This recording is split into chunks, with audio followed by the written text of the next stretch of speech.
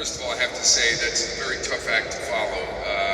We just learned a lot from the last speaker, and now Jamal put us in this position to have to top that, which is very difficult. But I will say I appreciate Jamal giving us this opportunity. I look forward to learning from my peers and colleagues. This is a topic that I'm passionate about and think a lot about.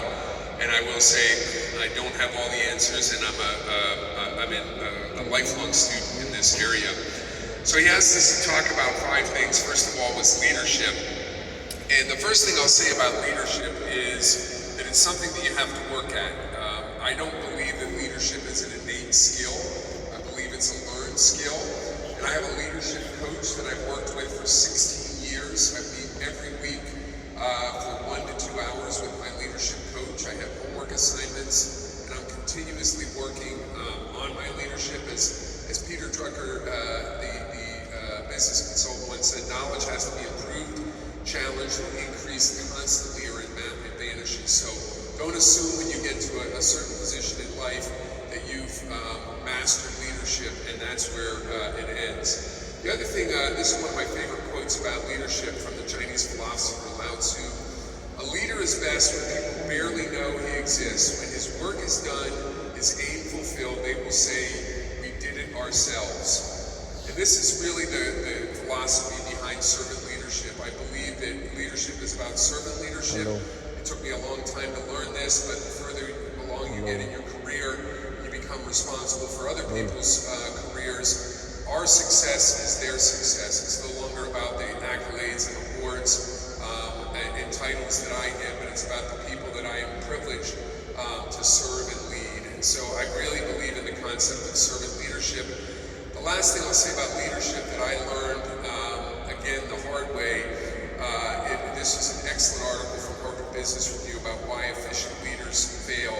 And I am a highly efficient person, and I am a very task-oriented person, and I had to learn that relationships are more important than tasks. And so this is a great quote from the article. Highly efficient leaders lose their focus on people due to a limiting belief that more people-focused activities will slow them down and impede their ability to execute and ultimately to be successful.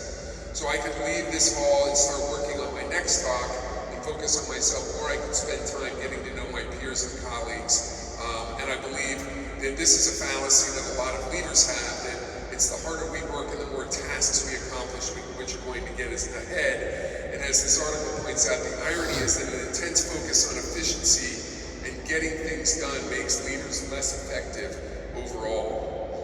The next topic he asked us to talk about is mentorship, and I've been fortunate to have many mentors, both within the field of orthopedics and outside. This was one of my first mentors, David Bradford, who taught me don't take yourself too seriously. And he reminded me that the success, the accolades we get when we're in this profession are very fleeting.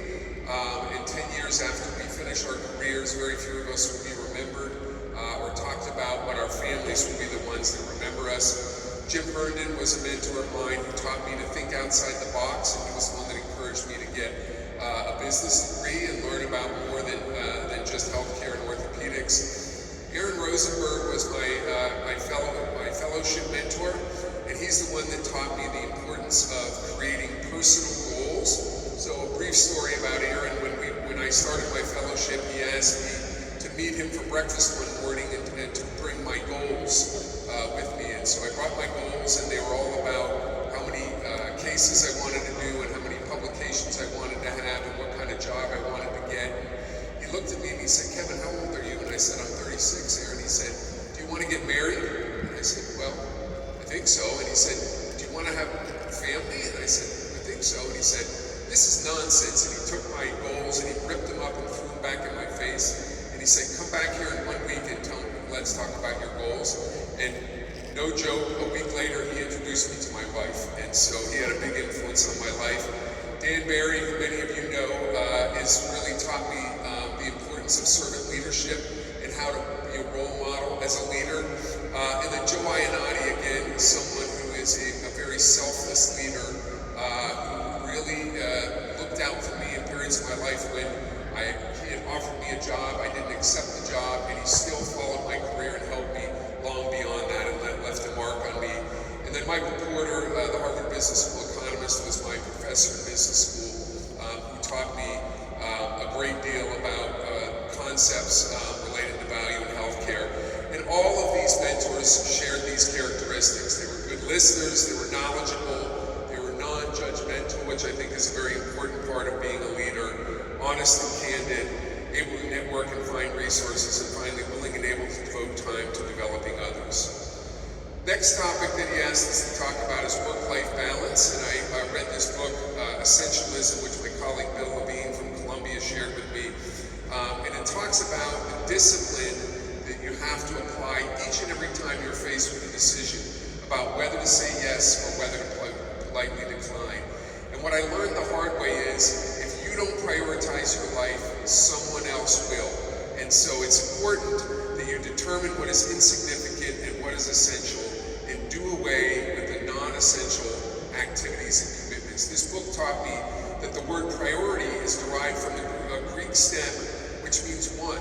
You can only actually have one priority. The concepts of priorities is a fallacy. And this was another book by Elon Musk. I don't know what you think about Elon. He's from where I live in Austin.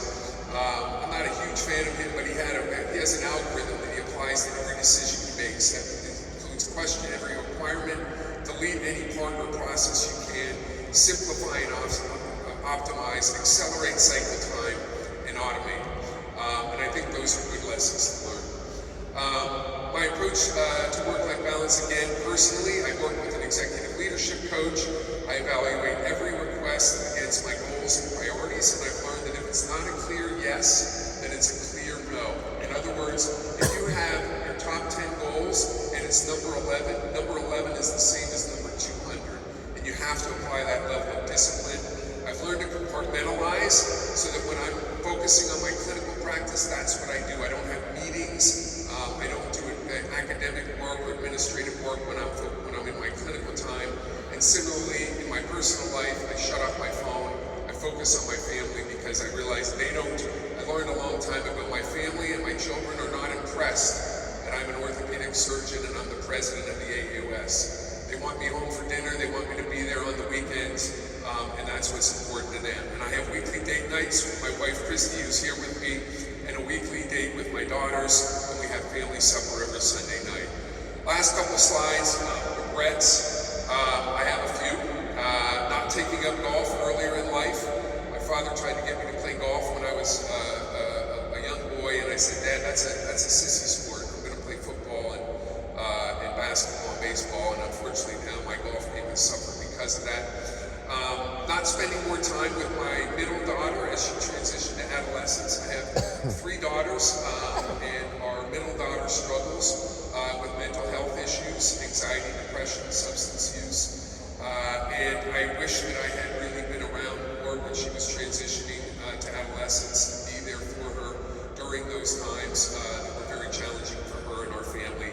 And then finally, I wish I had learned another language. I was talking to someone here yesterday who said most Indians learn at least 4 languages, and I've never learned another language, and I struggle with language.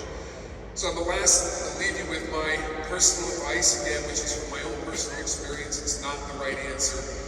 It's just what I've learned. I think it's important that you set goals and priorities and hold yourself accountable. No one is accountable for you missing your goals and priorities other than yourself, and stop blaming your failures on other people. Don't let perfect be the enemy of good. Someone taught me the 80-20 rule. I remember long ago I was interviewing and negotiating for a job, and I was told to get everything in writing ahead of time. And when I finally ended up having the job withdrawn, the person said to me, Kevin, get 80% of what you think you need and let the other 20% come. And that was a hard lesson for me. Again, the importance of focus.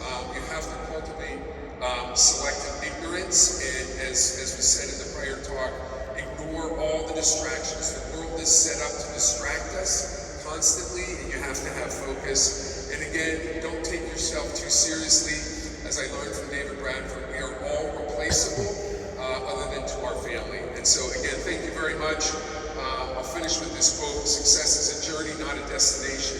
And the doing is often more important than the outcome. I think far too often we think about getting to that peak